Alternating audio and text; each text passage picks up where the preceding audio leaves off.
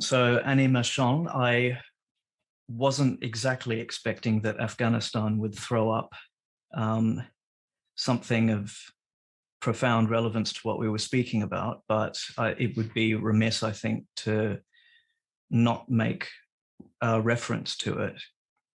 Mm-hmm. So I'll begin by asking, as far as NATO is concerned, the war in Afghanistan is over. Has the logic or the justification for the war on terror now become obsolete? Or is there already another threat lined up to replace it? I think the war on terror is an ever metastasizing concept because it's very good for big business, particularly in America. And the military industrial security complex is probably their biggest cash cow. It has been for the last few decades. So they're always going to find another object to penalize and go after. So, you know, be it Al-Qaeda, well, the Taliban to start with, or Al-Qaeda or ISIS in more recent years across great swathes of the Middle East, there will always be some, it's like a many-headed hydra. You cut off one head and another head grows back. So it's a very convenient tool for the powers that be to justify intervention, regime change, and vast spending on military and intelligence. So they're not going to let that go too easily. I mean, it's just been a cash cow for the last 20 years, certainly since 9/11. So the concept of the war on terror will always be there. If one group is destroyed, another one will take its place, or new types of so-called terrorism will be identified. I mean, one of the big things we're seeing at the moment, particularly in America and in the UK, is the rise of what they call domestic extremist terrorist and far-right terrorism. So we've had many, many shootings by the so-called incel community across America, which is the involuntary celibates, angry male community. And we've even had a shooting in the UK down in a small seaside city called Plymouth, which has caused, again, the usual sort of knee-jerk reaction. This is a new threat. We've got to deploy MI5 and we've got to deploy the police against this new threat. So they've got used to having a threat, and they will always find a new threat if one of those threats disappears. It's a bit like the Emmanuel Goldstein character in George Orwell's novel 1984. This sort of nebulous, bogus, ever-changing threat in whichever continent the country happens to be fighting at the time, to justify the cost of war and to keep the citizenry oppressed via surveillance in order to say, we're protecting you from this threat. We're not watching you. We're trying to find the terrorists amongst you. So this is never going to go away. It's just too lucrative, I think, for the powers that be. Well, I haven't checked to see whether you follow WikiLeaks, but on Twitter, quite a few people might have noticed that the WikiLeaks account posted something that Assange said, like I'm paraphrasing it, but essentially saying that the object of the war was never to win it, that it was more like a money laundering operation. Can you shed light on that? I certainly can. Well, one, I've been a massive supporter of WikiLeaks. It's really sort of sad to say this, since before Julian Assange became famous. So I actually met him in 2009. And of course, it was the publication of the Afghan war logs in 2010 that catapulted WikiLeaks to global visibility. But in terms of the money laundering side of things, absolutely. So in my wide and varied post-whistleblowing career, I've become involved in many, many different areas of work. And one of them has been looking at the war on drugs. And I was approached to join a group called, at that time, Law Enforcement Against Prohibition. So this was a global group of law enforcers across the spectrum, from police through lawyers and judges and prison governors, parole officers, intelligence officers, drug czars, politicians, all who had personal experience working on the war on drugs, and all of whom had come to the conclusion that it was, one, it was bogus, and two, it was an utter failure, and three, it had unleashed the biggest crime wave the world had ever seen. It was a complete and utter failure. So you add into the mix, for example, Afghanistan, the world's leading producer of opium.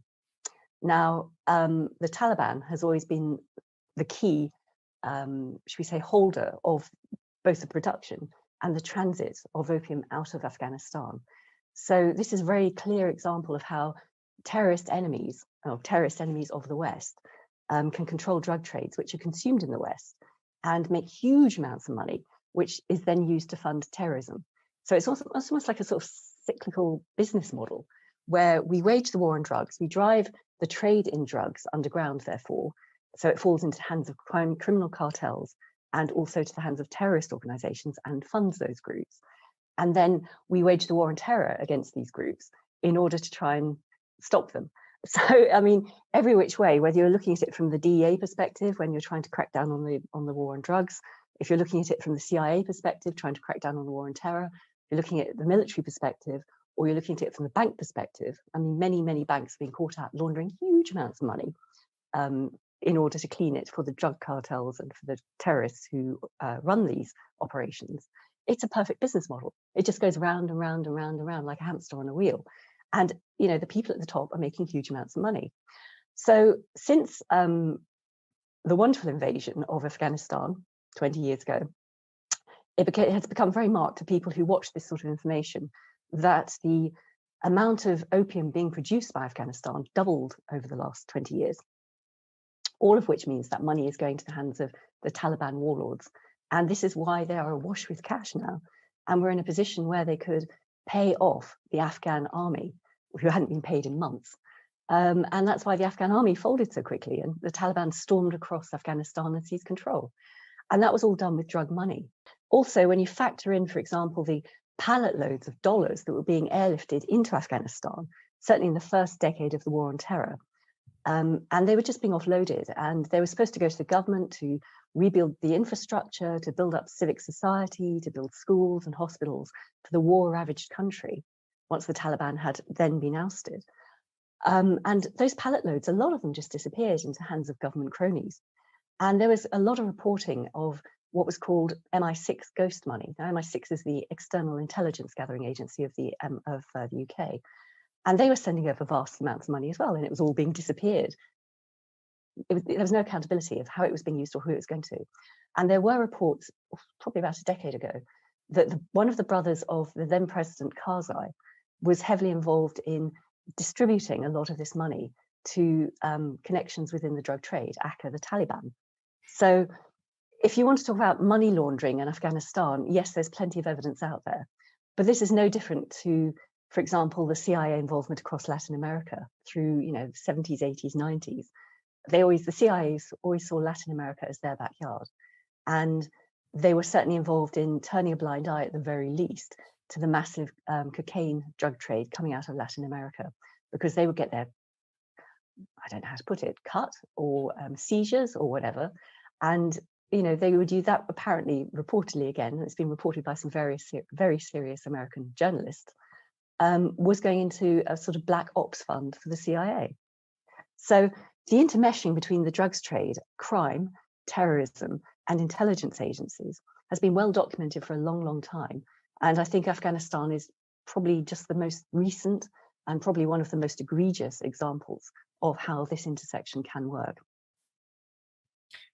Well, that certainly was a fascinating initial diversion, which I would like to spend a lot more time talking about that, but I should probably get to what was originally the first thing I want to ask you about. Absolutely. Yeah. Just to continue for one very brief moment about that diversion, we were muttering about Netflix and films on Netflix, and I know in certain regions of the world there is a film called The Culture High, which came out a few years ago, which discusses the whole spectrum of why the war on drugs has failed from beginning to end, across, you know, from local communities up to and including the sort of aspects I was talking about, the funding of terrorism. I'm in it. Many other very senior former police and drug experts and addiction experts and politicians, they're all in it as well. And it's a very compelling film, and it puts the case very clearly. So if people are interested in following up on some of these issues and they have access to Netflix, I would recommend they go and watch The Culture High.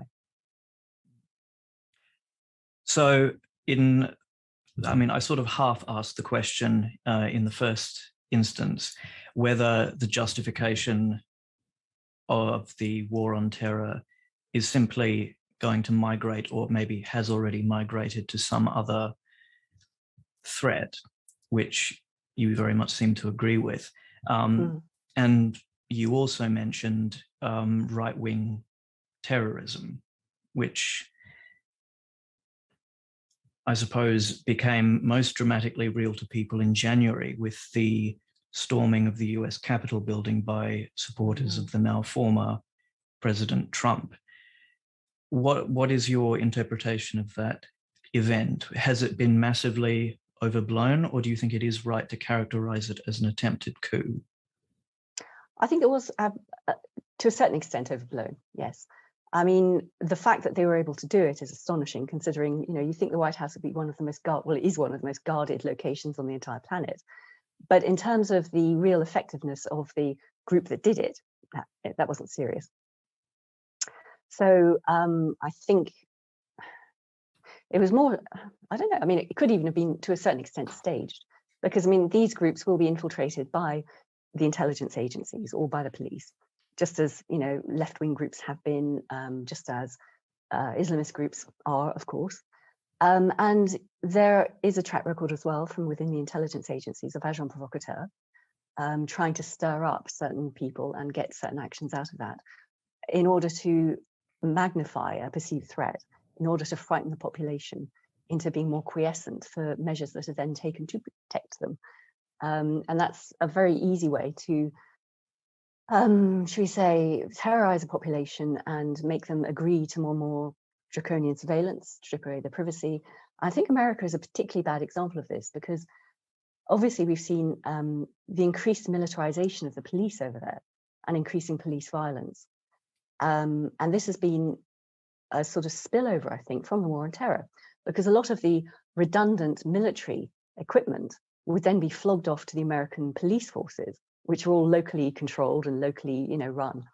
And then other laws were put in place, going back to the war on drugs, where local police in many, many states can do something called asset forfeiture, which is if they suspect, they don't have any proof, they just suspect that someone, say, driving a car might be a drug dealer, and they can stop that car and they can seize that car, just on suspicion that this person might be a drug dealer, which adversely, of course, impacts on non-white communities.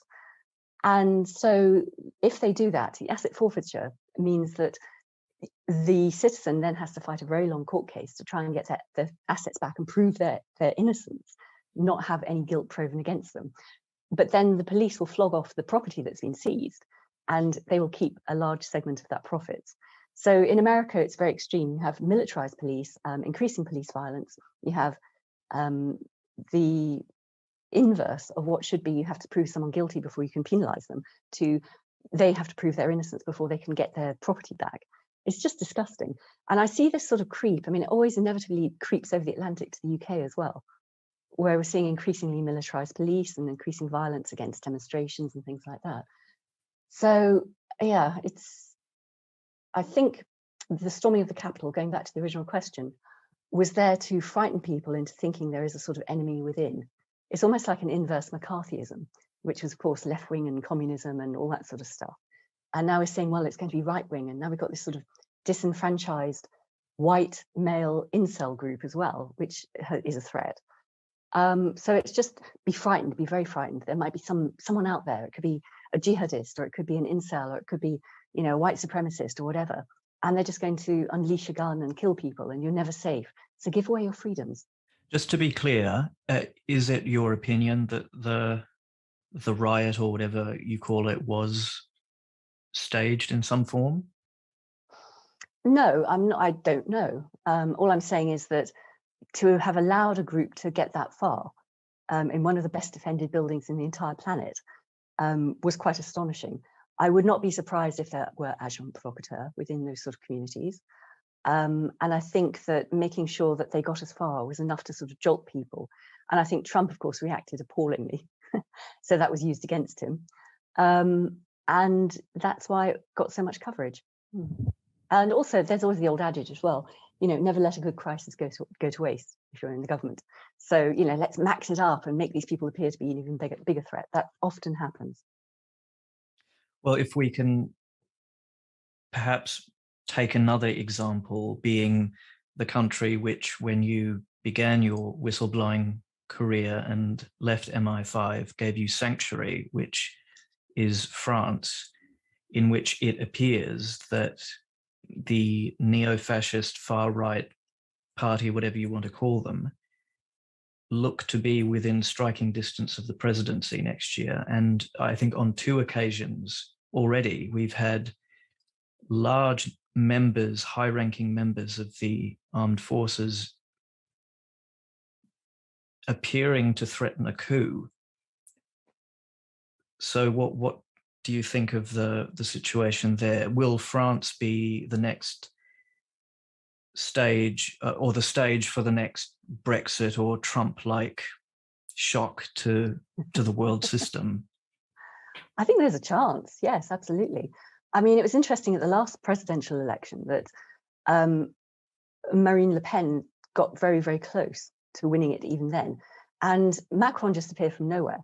You know, he had a newly formed party. He was a former, was it Roth? I can't remember, was it Rothschild? Banker. One of the big global bank, yeah, former banker, international banker. Very much a part of the, you know, liberal elite, so-called. And he just came from nowhere really fast. So it's almost like they could see this looming threat of populism, the general sort of Euro power players. And they scrambled to put someone in who sounded like he was progressive, but was actually a neoliberal, who wanted to change all the traditions, all the economic model of France, wanted to asset strip, a lot of the nationalized companies, wanted to— A French Tony Blair, effectively. Yes, effectively, yeah, as Obama was, an American Tony Blair. These people, I mean, he came from nowhere as well, very fast, and so did Tony Blair. So it's always interesting to see how they are positioned and who's backing them, and why. You know, what is the perceived threat? But I think Macron has really shot that concept in the foot, because he has been so tone deaf to so many concerns of, you know, the vast majority of normal French people. I mean, one of the things that wasn't reported much was the massive Gilets jaunes demonstrations and the general strikes that have been going on, I think, for 2 or 3 years now. And that's sort of merged again with the anti-COVID stuff as well. So there's a lot of anger and a lot of distrust there. And he's had to back down on a number of his neoliberal reforms as well. So he's really cocked up what should have been a very, very easy position of power, backed by a lot of the European elites.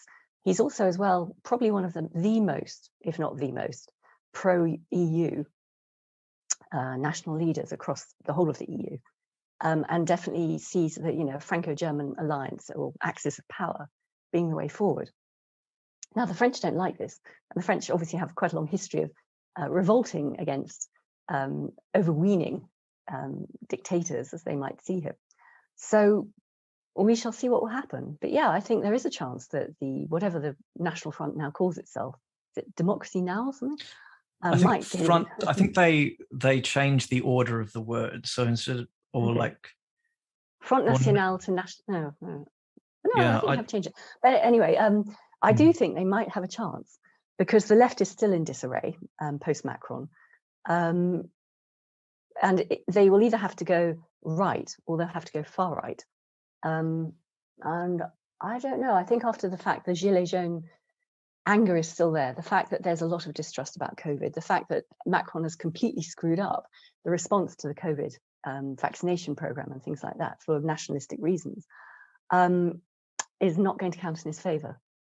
And I think a lot of people have probably seen through who his backers are, why he got into the position he was, and yeah.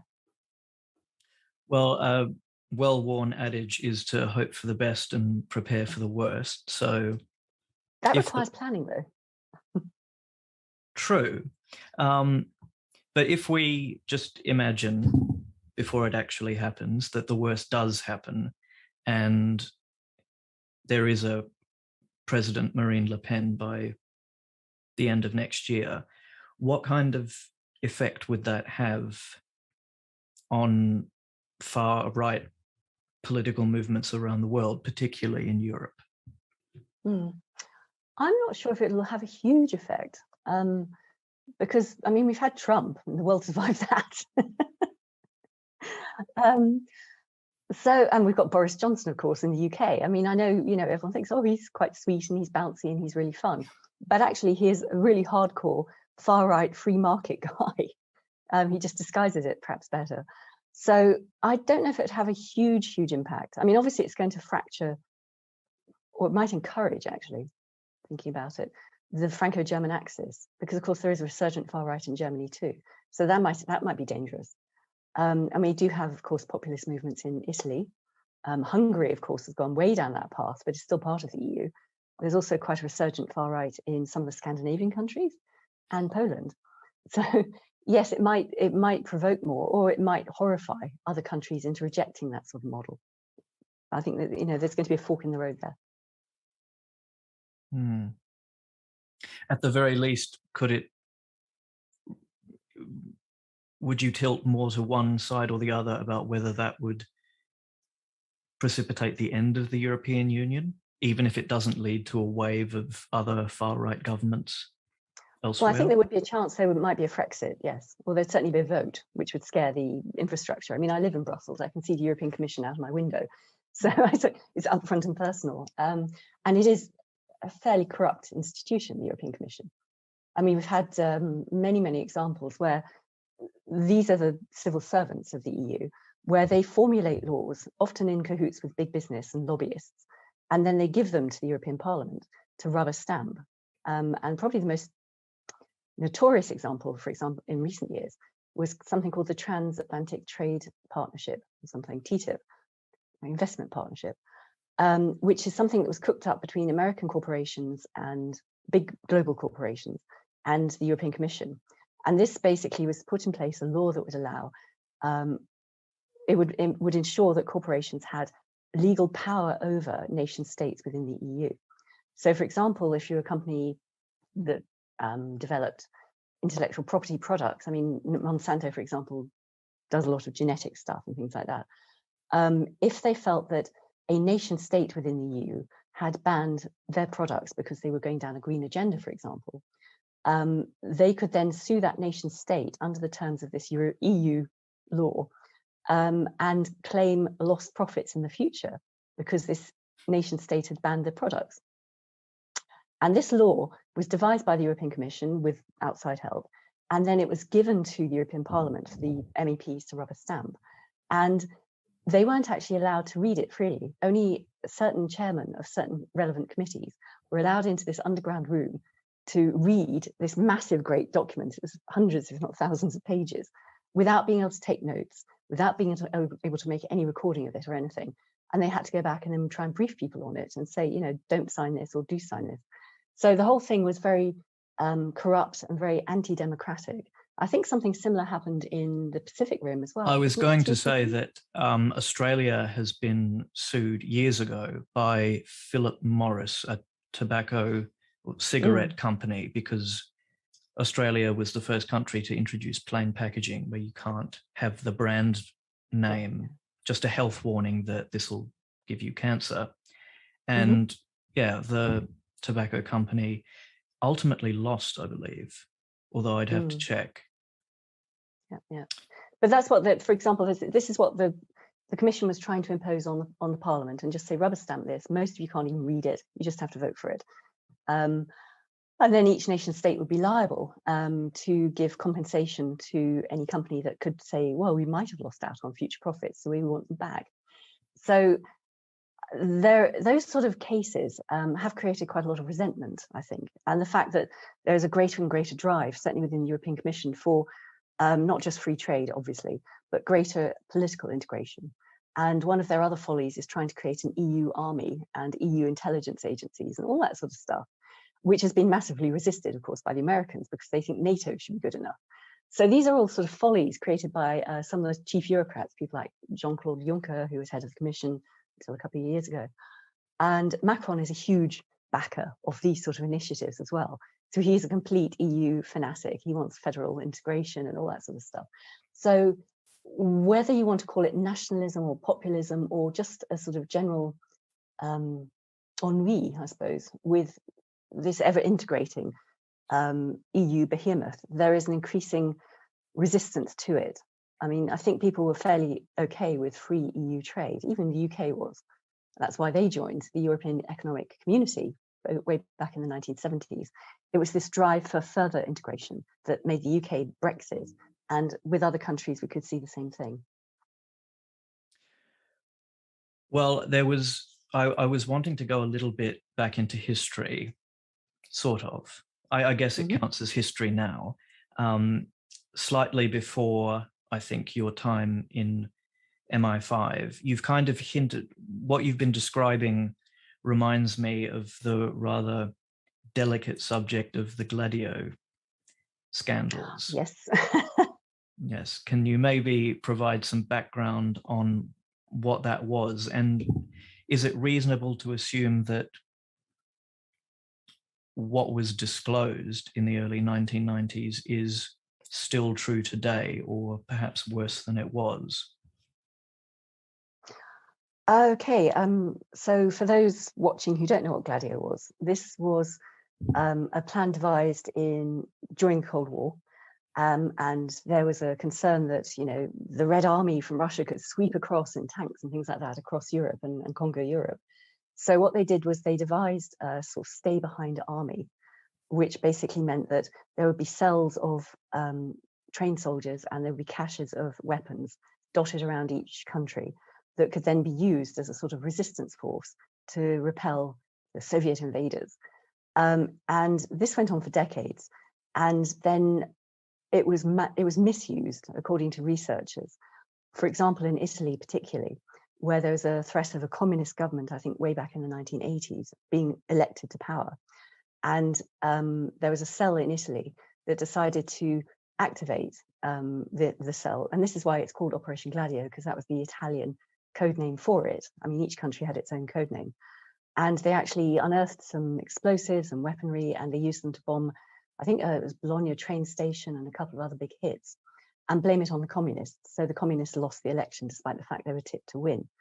So this is an example of establishment dirty tricks, using stuff that is already in place to create false flag terrorism in order to achieve political aims, which ironically is the intelligence definition for terrorism, the use of violence to achieve a political aim.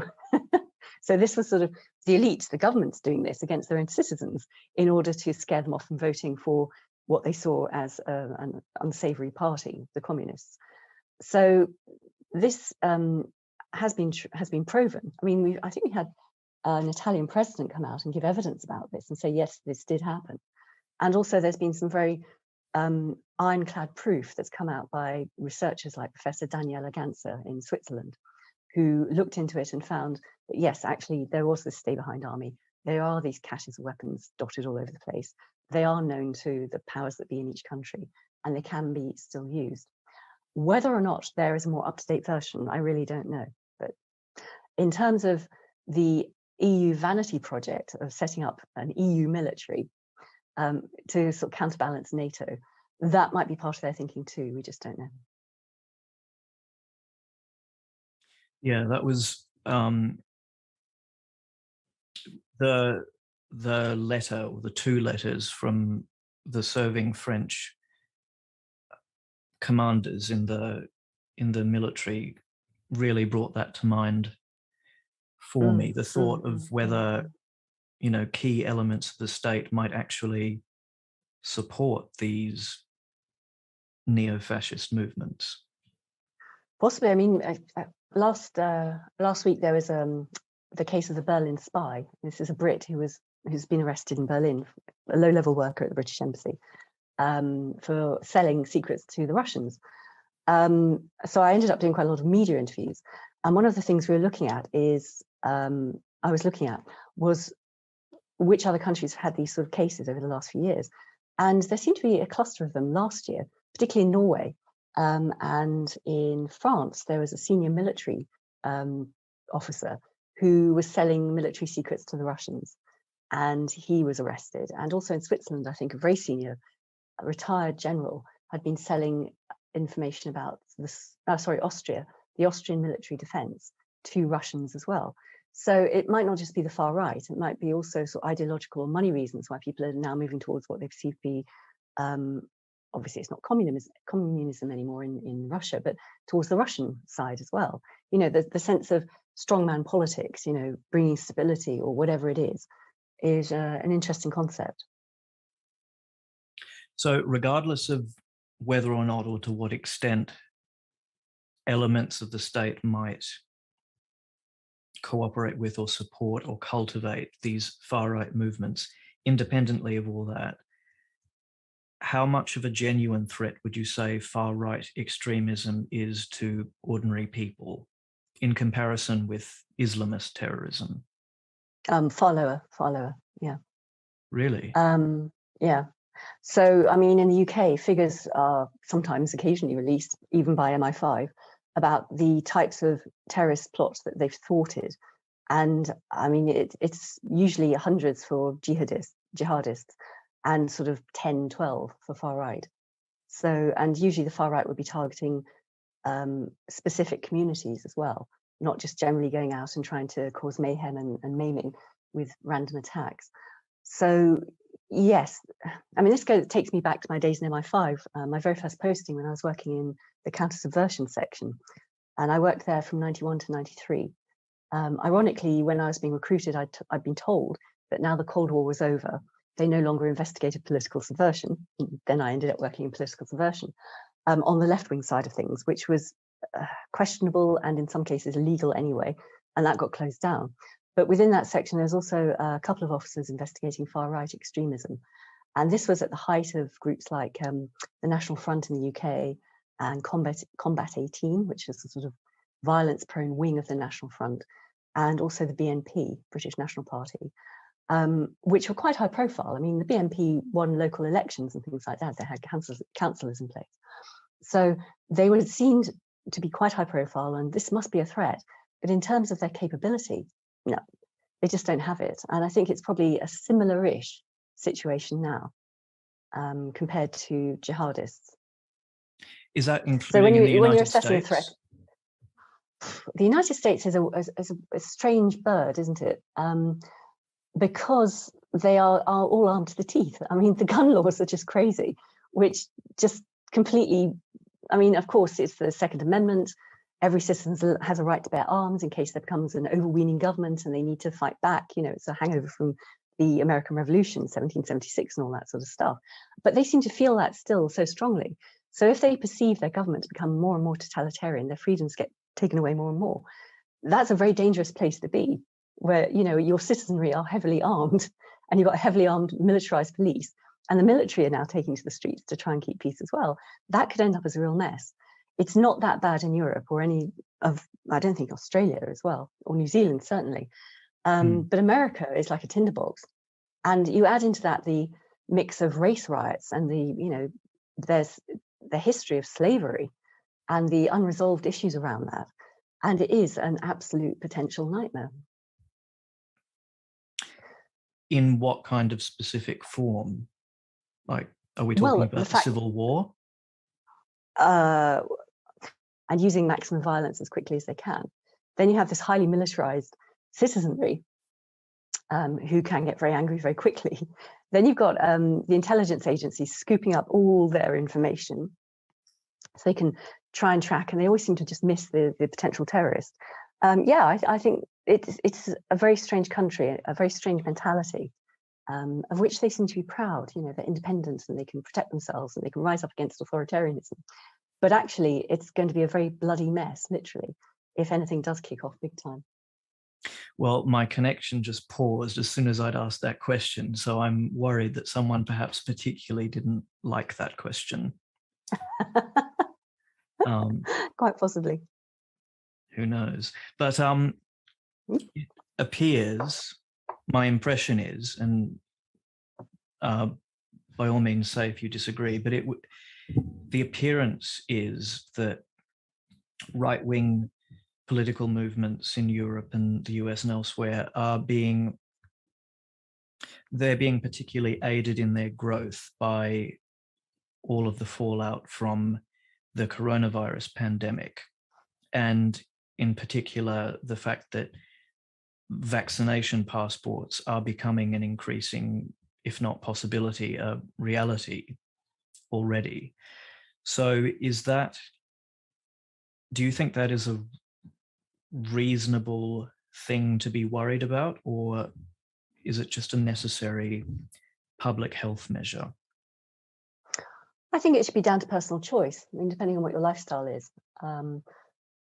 I don't think we're going to be able to stop it. I mean, there's going to be some form of vaccination passports, but make it, certainly the proposals in the UK where they're saying, well, you might not be able to come into a nightclub, or you might not be able to come into a restaurant. I mean, they're doing this in France at the moment as well. You can't even go and sit on the terrace of a cafe to have your morning coffee unless you can prove that you've been vaccinated twice, for example. So that's striking at the very root of French civilization if you can't do that. But I think, and that's mandatory in France, and I think making it mandatory is problematic. But if you choose to go down that path for personal reasons, so for example, before COVID, I was traveling constantly and speaking at conferences all over the place and things like that. So for someone like me, I would probably go down that path just so I could pick up on my previous life and my previous work rhythm. I wouldn't be terribly happy about it. But, we've had these sort of necessary certificates for all sorts of diseases getting into all sorts of countries for many, many, many decades. I don't see it as particularly different, apart from in the old days, of course, you would have something stamped in your paper passport, or you'd have a certificate that you could show. Now, of course, it would all be on our smartphones, and it'd be in these dodgy data repositories, and we don't know who's going to have access to those repositories of data, or if they can be manipulated, or they can be used against us. I mean, that's the whole data ethics issue. That's another thing that I look at very deeply. But if you want to make that as a choice so that you can have a certain degree of freedom back, or pick up on the lifestyle you used to have, or the work style you used to have, then I think that should be fine. I mean, I actually lived for a year in Australia when I was a child, between 5 and 6. And I remember we had to be jabbed for cholera, and to immigrate into Australia. And we had to have the certificates to prove it. If we didn't, we weren't allowed in. So it's that sort of principle. I think it's not that principle that's the problem. It's the use and misuse of the data, and where it'll be stored, and who will have access to it, and what that will mean for online privacy, which is a big thing now, because of course we've all been forced online. In the past, we could choose or choose not to use social media, or we could use, if we were privacy conscious, we could use things like PGP and Tor and Tails to ensure our privacy. But at the moment, because everyone has to work via Zoom, which is inherently insecure, it is much more concerning and much more urgent. The more we live our lives online, the more vulnerable we are, not only to government snooping, but to corporate data farming, and also to criminal attacks. And I don't think our governments or the corporations or the people who are supposed to protect us against criminal hackers are really catching up fast enough. So yes, in terms of digital passports for vaccinations, that is an issue because of all those different threats to us. Well, it would obviously be a ridiculous question to ask if you think, in terms of electronic surveillance, that things have gotten worse since your MI5 career. But are there any even marginal areas where you think things have improved? Well, it depends. Improved for whom, I think, is the key question here. So even back in the 90s, they could do what they're doing now in terms of pinpointing where your phone was, in terms of picking up all your electronic communications, in terms of if you had a camera attached to your computer back in the day, switching that on remotely. They could switch on a microphone remotely, snoop on what you're doing. They could pretty much do what they do now. The point was, to do all that was very resource intensive for them, because they were still playing catch up with the internet throughout the 90s. They even had things like keystroke loggers back in the 90s, so they could pick up everything you were typing, including passwords. So that was all there for them to use, but it was much more difficult for them to use it. The change, of course, now is that everything at the flick of a switch can be hoovered up. So that is the key big difference, and is a key big improvement as the spies see it. So for whom? The spies love it. Well, I mean, if you're concerned about things like your privacy and civil rights and things like that. Absolutely. No, it's becoming more and more difficult to do it. There are still ways if you are really paranoid. So the key point is to look at the threat that you might be facing. If you are a female journalist in Afghanistan at the moment, you're going to be facing death. That's quite a major threat, potentially. So you're going to want to keep right under the radar.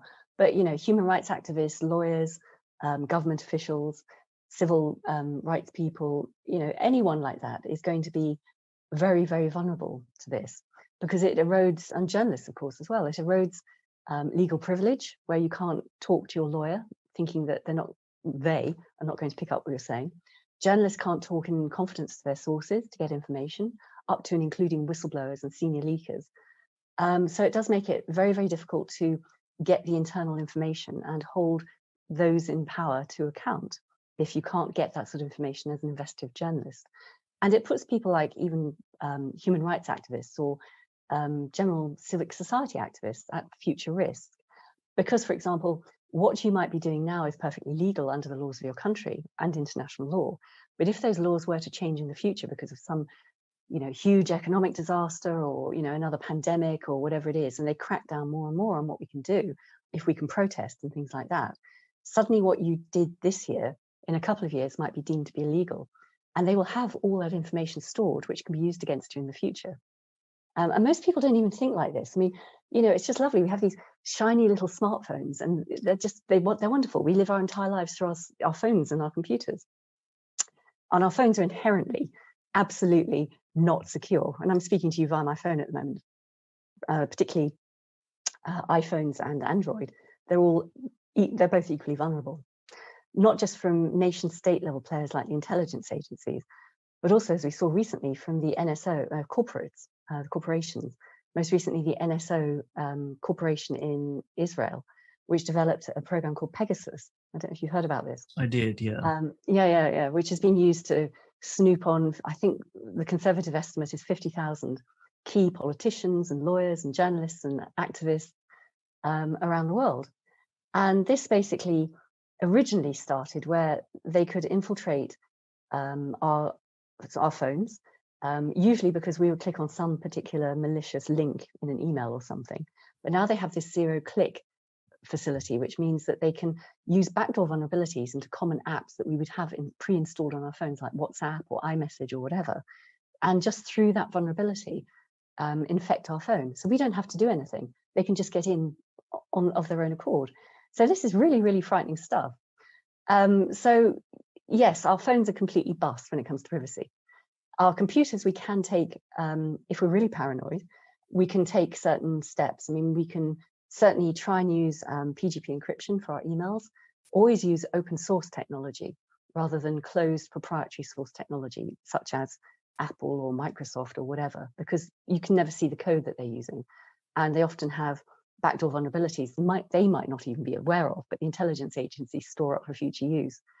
But if it's open source, what that means is that a global community of publicly minded geeks create this code, and it's all open and it can be adapted and it can be checked all the time for backdoors and attacks coming from these different groups that might want to attack our privacy. So you use open source, you use PGP encryption. You can use Tor, the onion router, which is anonymized web browsing. You can use Tails, which is an anonymized operating system, which is separate from your computer, and you can plug in and use that alongside whatever is pre-installed in your computer. And more secure sort of messaging systems like Signal are very good. I mean, even on your phone. So there are various ways you can try and protect yourself. But despite all that, the hardware is still inherently vulnerable, as we know from Edward Snowden. Well, I hadn't heard about. I don't think I've heard of the open source software. Can you give some examples of what you mean? I imagine some people watching will be anxious to find that out. Yeah, this is a weird one, because if you've never heard of it, you just have no concept that it could even exist. And I only discovered it myself in 2007 was when I first heard about it. I just thought, use Microsoft or you buy an Apple. That's the top end. And that's it. You don't realize there are other options out there. So open source software is software which is, the code is out there. It's developed by, as I said, a global community of sort of public-minded geeks and technologists. And they write code, and it's actually as good as the proprietary software, if not better in many cases. It's certainly more user-friendly than Microsoft is these days. But the key point is that it can be checked all the time. They're always looking for bugs. They're always looking for patches which might be hostile malware, and they can eradicate it. And it gets updated all the time. So my computer runs entirely on open source software, and I get updates pretty much every day where they've identified vulnerabilities, backdoor vulnerabilities, or hacks, or criminal attacks, and they cover it up. So it's wonderful. It's sometimes called free software, and in terms of installing it, it's just out there and you can download it and it is free to use. The people who develop it can make money out of it, but usually when they are building bigger architectures for corporations, for example, where they work as consultants to develop it and install it, and that's where it becomes non-free. But it is free for the average citizen, and it's much, much easier to use. Do people need to be particularly careful about when they do install it or download it or whatever? Because I can imagine that a lot of people would want to make something look like what you're describing. So is that something, or is that not really a real threat? It's not really a real threat, but there are certain organizations that have been around for quite a few years now, which are very well trusted, very accredited. I mean, I use it's basically called Linux, Linux, named after the guy who developed it, Linus, years and years ago. And there are different flavors. So I use something called Ubuntu, which I find the easiest. I've been using for years. I love it. It's really great. But there are other flavors of open source software. There's things like GNOME, which is spelt like GNOME, GNOME, and various others, which I can't quite remember at the moment, but they're lesser known. But they're all very effective. They are very resilient, and they can give you a certain degree of protection. There's a huge community of people who actually campaign and lobby as well for a greater uptake and at least awareness. People can see that there are options to closed proprietary corporate software for which you have to pay a license. This, of course, is free. You don't have to pay the license. And it's good, it can protect national security much better because it's not open to backdoors created particularly by the NSA if you're using American corporate stuff. It's great for developing the local knowledge-based economy. If you train kids in programming and how to use open source and program open source, that's a great evolution. And it is much more secure. I mean, we've seen, for example, criminal hacks, things like WannaCry that spread across the world a few years ago. It was ransomware that took down great swathes of the NHS, the National Health Service in the UK, holding it to ransom because it was using really out-of-date, insecure Microsoft software. And so a lot of lobbyists are going to governments and saying, oi, you should be looking at this, and making laws to say, unless there's a program that you cannot not use, which is proprietary, it should be mandatory for the public sector to use open source, to encourage education, to build up our knowledge base, to protect our national security, to make our citizens' data much more secure, to protect us against criminal hackers, all that sort of stuff. And there have been various campaigns in various European countries, most notably in the Netherlands over a decade ago, where this argument was won, and they changed the laws in the country and said precisely that. Then, of course, the Dutch government got some hideous phone call, apparently, from Microsoft saying, if you don't go back, reverse this law and come back to us, you're basically going to get a horse's head in your president's bed or something. It was like a sort of mafia threat.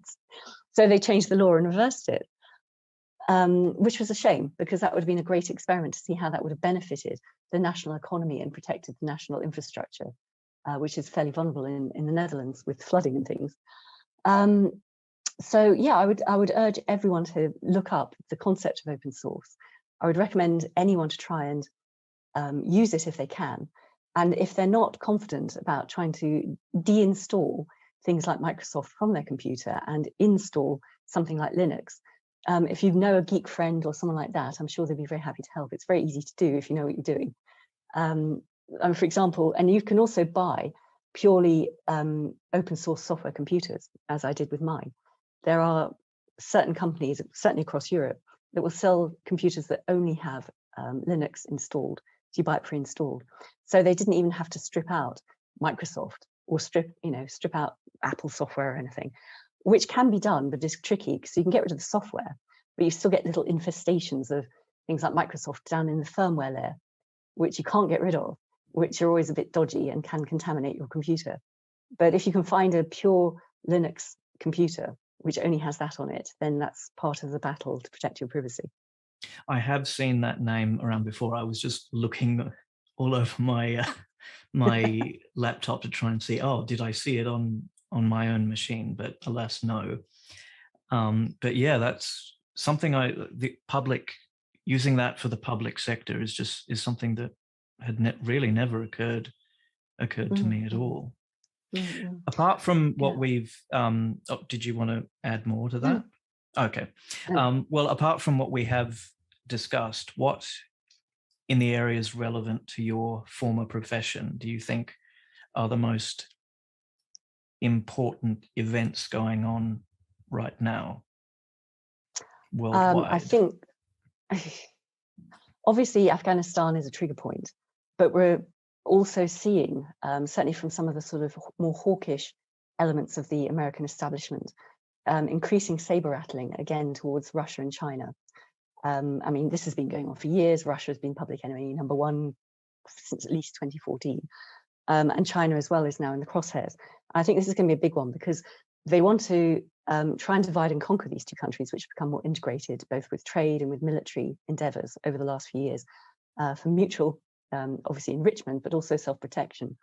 And America particularly is very keen to try and find a pretext for more sanctions or more trades wars. They're building up their presence in the Pacific, particularly against China. And I think there is an increasing threat of potential real war, rather than just saber rattling between these two blocs, particularly as China and Russia are busy building all these new Silk Roads, and they're backing countries like Iran, and they're already more friendly towards the Taliban in Afghanistan and all that sort of thing. So I think that's a potential trigger point. And also because of that, we have a situation where not only is there a real world arms race between these two blocs, there's a real world cyber arms race as well, which of course is, as the fallout, we the citizens in all our countries are living under this increasing global surveillance panopticon, which is a problem for all our privacy. So one of the things I'd just like to finish on is to urge everyone who has an interest in privacy, who is worried about this global surveillance panopticon, is worried about how these fake pretexts for wars keep coming around again and again and again, as they have over the last 20 years, which put all of us at risk. And of course, have devastating effects across North Africa and Central Asia and the Middle East, to just push back. One of the organizations I now work with is called the World Ethical Data Foundation. We have various sub-bits of it, including the World Ethical Data Forum, where we try and bring people from each side of this debate, of these arguments, to come and talk to each other and debate. And our next event is coming up in March. So I would definitely urge people to have a look at that. And we're also working on some very cutting edge projects to try and preserve not only our freedoms, but also vital information that can be disappeared between the cracks, or labeled as fake news or deranked by Google, that we then lose the knowledge that we need as citizens to push back against increasing authoritarianism, perhaps within our countries, be it of a left-wing flavor or a right-wing flavor across America, across Europe, Russia, China, whatever. So yes, I would urge everyone to have a look at worldethicaldata.org. Perhaps my final question would be, as we were discussing before we started, I was apparently the bringer of happy news to you that a documentary you featured in is now on Netflix. So for people interested in chasing that up, can you give some background on what that involved, what it was about? Yeah, this is a really weird project where I was approached by the director, Mads Brugger, saying that he was interested in using me as a former intelligence officer, to debrief someone who had penetrated the North Korean regime. And I thought, this is a really weird one. And it turned out it was a sort of a citizen in Denmark who became the mole. That's what the film's called, The Mole, investigating North Korea or something. And he, off his own bat, had decided to start penetrating some North Korean friendship group in Denmark. And because he was quite effective, he promoted and promoted and promoted, and was then a guest of honor in Korea. At this point, Mads was thinking, wow, this is spiraling out of control. Let's see how far we can go.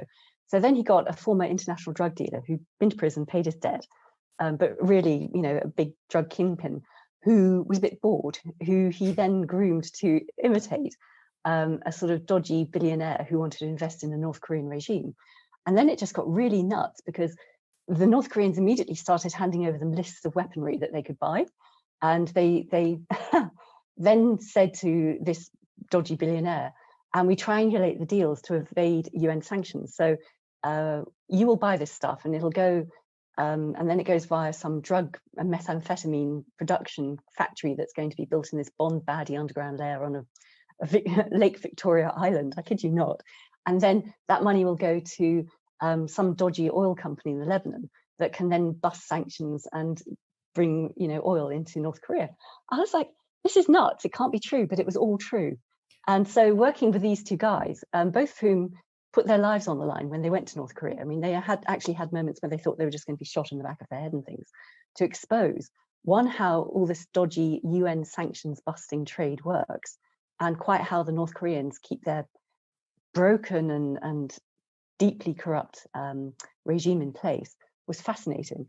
So what exact role did you play in that? I was just the debriefer. I was the sort of hired help for the film to sit down. In the sense that you consulted? No, I was on screen. So I was debriefing the mole, why he went into it, what was his motivation, what happened. And then I debriefed our dodgy billionaire. Same thing, why he got involved, what happened. And to tell the story about how it sort of spiraled up and up and up, bigger and bigger, until they decided, no, we've got to pull out of this now, because otherwise they will get shot. But it was a real eye-opener, particularly in terms of how dodgy regimes can bust UN sanctions so easily.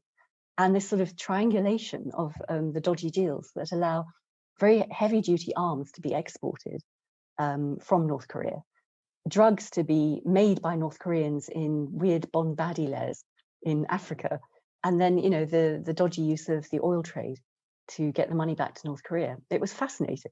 Really weird project to be involved in. But I'm so glad I went along with it. It was a real eye-opener. Well, it was I think probably the best non-intelligence-led intelligence operation I've ever seen. Yeah. Well, I think I'm probably going to help contribute to its spiral on the algorithm, on the Netflix algorithm. And it sounds like a lot of other people will as well. Yeah, so it's just been a fascinating conversation. I could certainly keep asking questions for many, many hours, but I won't keep you that long. But it would be really great if we could speak to you again at some point, perhaps when another earth-shattering historical event has transpired on television. Absolutely, it'd be my pleasure. It really would. Thank you again. Thank you.